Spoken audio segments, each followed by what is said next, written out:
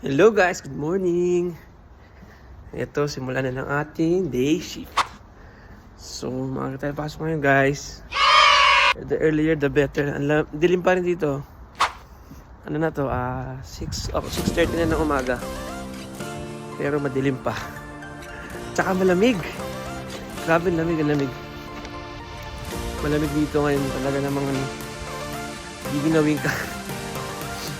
Yan. So, sa lahat ng mga nakikibaka dyan na OFW, wag tayo susuko guys. At always remember na may mga tao na umaasa sa atin. At ang dahilan kung bakit tayo nag-abroad, yun lang ang laging priority. Lagi nyo tatandaan na unahin ang pamilya. Yun. Ito yun. Ang priority natin ang ating mga pamilya at mga mahal sa buhay. At wag laging susuko sa hamon ng buhay guys. Mahirap talaga ang buhay abroad, mahirap.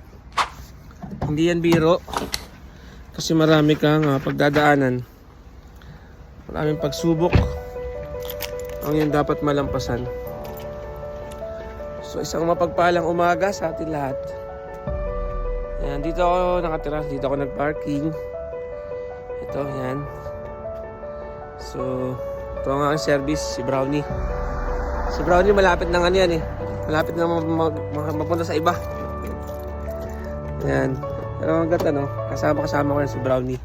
So, shoutout sa inyo guys. Mabuhay kayo at sa lahat ng OFW dyan. Pagpatuloy nyo lang. At talagang saludo ako sa inyo mga bayani. Mga bagong bayani.